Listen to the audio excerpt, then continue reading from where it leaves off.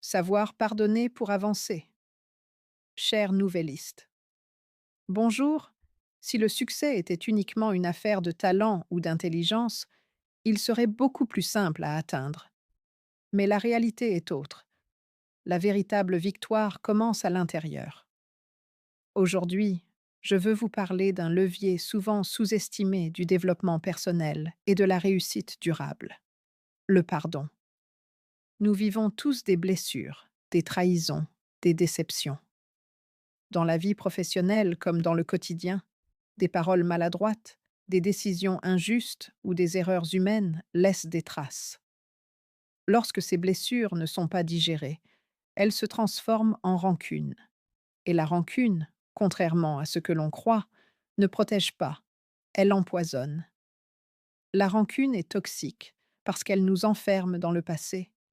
Elle mobilise une énergie mentale considérable, énergie qui ne sert plus à créer, à apprendre ou à progresser, mais à ressasser.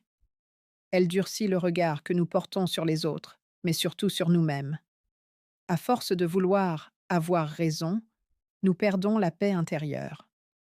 À force de ne pas pardonner, nous brisons les ponts, souvent ceux dont nous aurons besoin demain.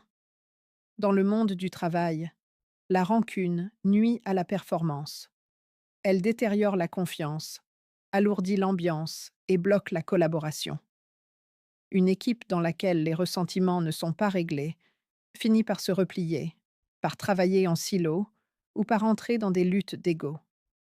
Aucun projet d'envergure ne peut s'épanouir durablement dans un climat de rancœur.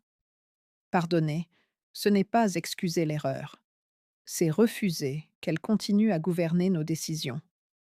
Dans la vie personnelle, le constat est le même. La rancune agit comme une chaîne invisible qui nous empêche d'avancer.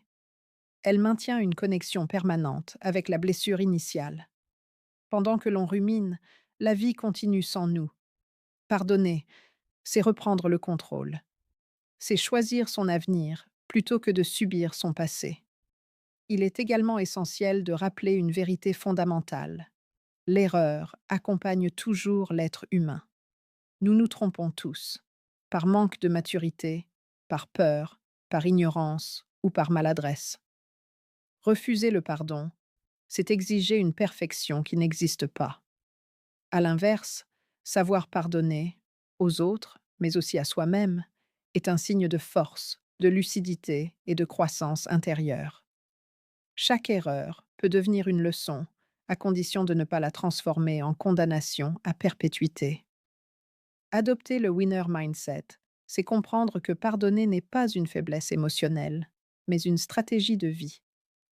Le pardon libère de l'espace mental, restaure la clarté et ouvre la voie à l'innovation, à la créativité et à des relations plus saines. Il permet d'avancer plus léger, plus aligné, plus puissant. Je conclurai avec cette citation forte de Nelson Mandela, qui résume parfaitement l'enjeu du pardon. La rancune, c'est comme boire du poison en espérant que l'autre en meure.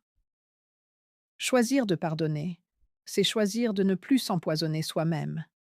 C'est faire un pas décisif vers une réussite authentique et un épanouissement durable. Aimez, partagez et abonnez-vous sur les chroniques de Néné Hawa. Merci.